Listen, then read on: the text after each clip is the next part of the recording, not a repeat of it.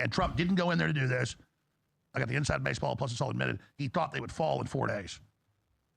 So people trying to spin this, let's keep it going. We've shut down a bunch of the oil, gas, and fertilizer. Yay, we're going to do better for our oil companies. That's delusional, ladies and gentlemen, and that's immoral. Should we make money off cutting off stuff to the poor countries? No. Plus, that's not even what this is. And I love every Trump misstep. And I love Gateway Pundit. They're good guys. They're not bad. They're just reporting on this spin that I see everywhere. The Iran war is handing America a level of energy dominance it couldn't have achieved any other way. I'm going to get more to this next segment. So just mark this day down. Put it on your refrigerator door, as George Strait would say, and just come back to me in 6 months a year. Because we already see what's happening with the economy and inflation and all this. And yeah, I guess if we cut all the oil off the Middle East, it will make U.S. oil bigger. But all those other countries and their exports, we're connected to them. And having a global depression starting in Asia will tank us. And BlackRock loves that because they want us all in debt. They want us all imploded. They're mad scientists. You can try to disagree with me, but I really don't see where and how anybody could that's informed. Plus, this was about getting rid of nuclear weapons, and then it was about regime change, and now it's about controlling the world oil supply. Well, it's one thing to control it and sell it. It's another thing to shut it down. And that's a great point, right? Because we're told over and over and over again, the goalpost keeps moving. It never was not about regime change. Operation, whatever the operation was, where they used the bunker buster bombs. They supposedly sent their nuclear capability back to the Stone Age. The nukes were gone.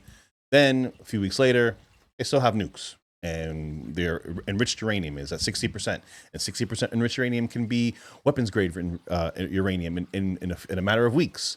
And we get the same WMD story as we got in the past, even though supposedly they've been enriching uranium and weeks away from a nuclear weapon for the past few decades. So we go in, they take out the Ayatollah, they take out a lot of up echelon of leadership, they destroy a lot of their military capability, aside from obviously the rockets and the projectiles that they have are those things are embedded in mountains. I mean, there's literally no way you would have to nuke the mountain, and even still may not affect the those weapons would probably still be intact. These are massive mountains, and they just bore holes into the sides of them and just have these facilities within. So you're never ever going to fully disrupt that. And then like he said, it comes to the oil. The goalpost just keeps moving. We shouldn't have started it to begin with. I don't understand how Iran particularly affects us directly. I understand how they affect our allies, but getting into a full-on war and using our military resources and our men and women in the military who have lost their lives to try to fix what are we fixing? What is the end result? What are we going after? It seems like something that is not extremely beneficial to Americans. The only thing that I notice right now is that I have we had some of our kids die, one, and two, but prices are insane. So that's all I've noticed. I haven't noticed less is Iranians. Like, what are we doing?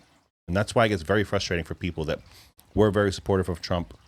Some are still supportive of Trump, but are just not with what's going on right now.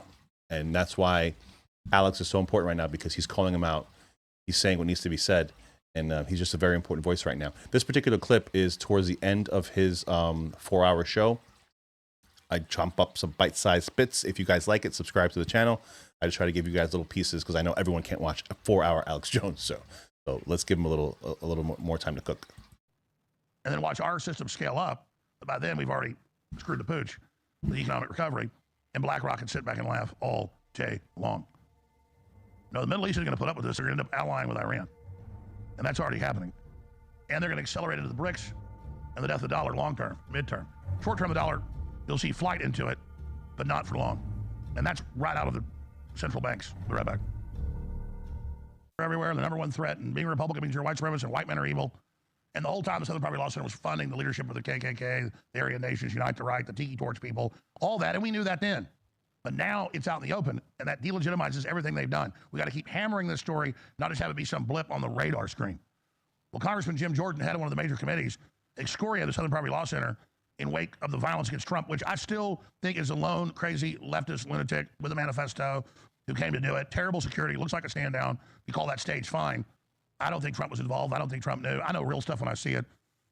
And Benny Johnson put out a video that was AI enhanced, so it wasn't as grainy. So it created an artifact on people. But, oh, look, the footage Trump put out is AI. No, Trump put out real footage. Benny Johnson AI enhanced it to make it clear. It had an artifact on it. So people said it was fake. And maybe it is. I'm not saying Benny Johnson's fake, but maybe nobody was even there. Maybe Trump wasn't even in D.C. Maybe the correspondence didn't happen. No, that obviously happened. But it doesn't matter at the end of the day because the government and the system deserves not be trusted beyond Trump because they've lied so much. Here's Jim Jordan goes off on SPLC after shooter storms White House Correspondence Center. You mentioned Southern Poverty Law Center has been indicted by a jury. What happens next with that? Charges include wire fraud, bank fraud, money laundering conspiracy, Congressman. Yeah, again, as I said, this was the group that put themselves out there as the end-all, be-all on evaluating what was a hate group, what wasn't. And it turns out they were actually funding hate groups that they were supposed to be, pushing against and fighting against. And it was a scam. They were raising money from this thing, and they were spending a lot of money. So, yeah, we're going to continue our investigation. We're going to bring in people to testify because we think it's important that the country know exactly what was going on. And I can't stress this enough. They were the source for so much of this stuff that came from the left. And they were the source on that memorandum that said if you were a pro-life Catholic, the FBI labeled you an extremist, and the footnotes in there were about the Southern Poverty Law Center saying this. So this is how dangerous this group was. And as I said now a couple times, the fact that we learn about them and what they were doing the very week someone tries to, for the third time, take the life of the President of the United States. Again, I don't think that's lost on anyone. All right, we will leave it there. Congressman, good to see you. Thanks very much. You bet. Thank you. Chairman Jim Jordan. And ignored the Epstein files and called them a hoax. But I'm not willing to do that. You know, I've met with the survivors. This is personal to me now. And so, it's true that my political career is on the line, my political life, but my own health and well-being could very well be too. I've upset a lot of billionaires who obviously aren't of high moral character and have done some really shady stuff. The reason I played those two clips back to back is you can claim whoever you want's behind this, but we know this, the political violence is intensifying and it's getting worse and the left is calling for it. And every time there's violence, somebody can create a story or a reason that it was really staged by Trump or somebody associated with him. And in the Kirk case, we know they're covering up foreign involvement, so it looks like that's the case. It's very confusing, but that's where we are in the year 2026. Now, back to Southern Poverty Law Center thing is huge. I mean, people will. I mean, I don't know if they understand yet the gravity, the amount. This was utilized as, they would help designate groups terrorists. They would assist in assisting the government agencies, government entities, and once you were blacklisted on them and you were targeted, and they were funding the extremists, and not the extremists that actually can actually influence anybody. The extremists that nobody even knew about, that they would prop them up to show. The American Nazi Party, all things of that nature. They were giving them money to help facilitate their activities, and then turn around and use that to demonize essentially everybody on the right. Massive, massive story. People really need to go to jail for this. And if they don't, someone needs to go to jail. But nobody ever does. That's how it seems. Seems to me. So, I don't know. Let's see if it might be the same with this one, too. This spin I'm seeing everywhere that this is 1 trillion D chess, that Trump wants U.S. oil to be dominant. So he's gone in to have a big protracted war with Iran, knowing they closed the Strait of Hormuz, so that fertilizer and oil and gas, 30% of it wouldn't go through.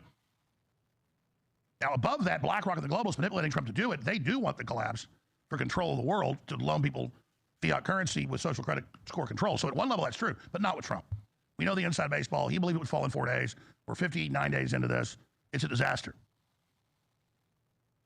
And every week this goes on, it's worse and worse for the economy. It bakes it in. Now they're not going to lower interest rates. They're about to lower them today. Now they kept them the same. Soon they'll be raising them if this continues. Thanks to Trump, the U.S. now controls the world's major oil transit choke points. Big article out of Gateway Pundit. And I'm not saying the pundit's bad for reporting on that, but that's only one dimension of this. Barring Fall reports, the Iran war is handing America a level of energy dominance it couldn't have achieved any other way. U.S. crude exports hit a record 5.2 million barrels a day last week. Europe now gets over a third of its jet fuel from the U.S. refineries. Countries across Asia are signing long-term LNG contracts with America supplies because they have nowhere else to turn. Europe and Asia are getting the message, and they don't love it. And you could say this is a way to blockade China. It essentially is.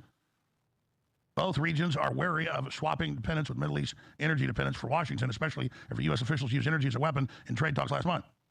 The war didn't just reshape global oil flows. It also handed the U.S. a chokehold over everyone who gets energy and on what terms. That's the Financial Times of London reporting on that. Well, at the end of the day, it's going to cause massive inflation for the average consumer here and across the world. So will it help the ultra-rich, kind of like COVID doubled the wealthy's money and increase the debt of the average person by double? Yeah. And if Trump really is that cold-blooded, shame on him. But no, he thought shut down Iran, shut down the nuclear weapon. But I thought Midnight Hammer last July knocked that out. So we just I said, then watch, this is just the camel's nose of the tin flap for a larger, wider war. He was right. Meanwhile, hedge funds brace for reversal, dump tech stocks at fastest pace in 2 years. Are we about to see a tech bubble pop? An AI bubble pop? I don't know, but there's signs of it. Silver market tightens the supply, struggles to meet demand. They're artificially with naked shorts trying to suppress it, but it's not working. Global silver markets are entering a period of sustained tightness.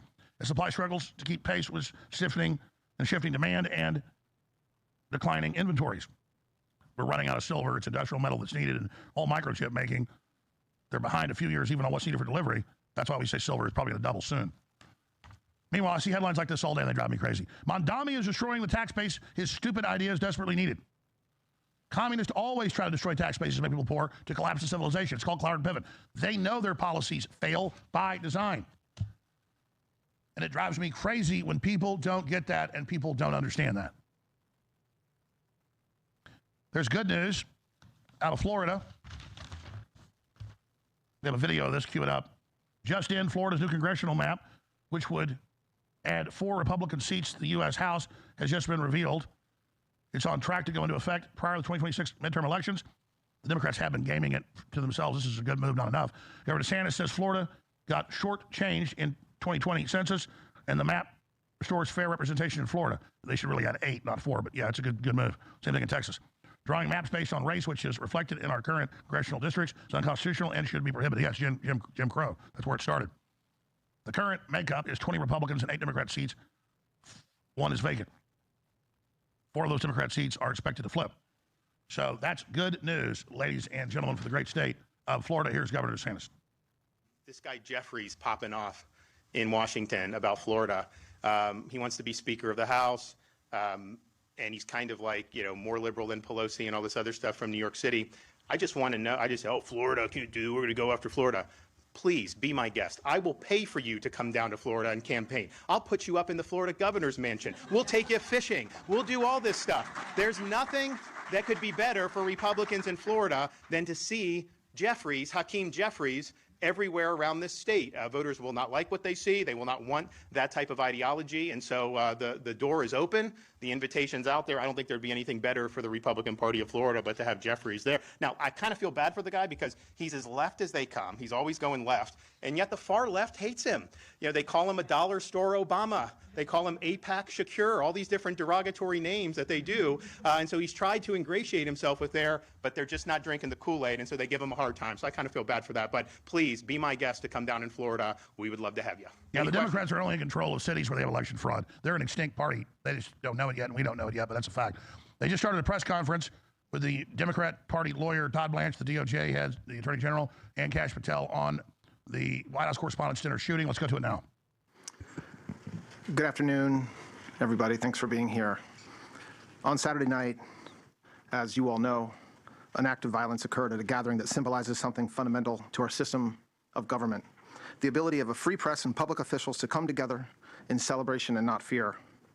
The act was stopped because of the courage and, that horrible act was stopped because of the courage and professionalism of law enforcement. The officers who responded without hesitation and did their jobs as they were trained to do. Secret Service agents promptly tackled and detained the suspect, Cole Thomas Allen. The president and all the protectees and participants at the dinner were safe. One brave officer was injured and is receiving care and has been released from the hospital. I want to make this clear. This man was a floor above the ballroom with hundreds of federal agents between him and the President of the United States. The Department of Justice approaches incidents like this with urgency and clarity of purpose. Violence has no place in civic life. It cannot and will not be used to disrupt democratic institutions or intimidate those who serve them, and it certainly cannot continue to be used against the President of the United States. We are investigating this matter fully. We will apply the law fairly, and we will ensure that accountability is swift and certain. But we also should recognize what did not happen. Law enforcement did not fail. They did exactly what they are trained to do. We'll come back to this and see if anything substantive is said. This is literally live. The crew just told me he was coming out. We'll see if there's anything substantive. We'll get to that. And then the War Room is in 41 minutes with Harrison Smith. Well, the last 4 shows we're doing here, unless a miracle happens.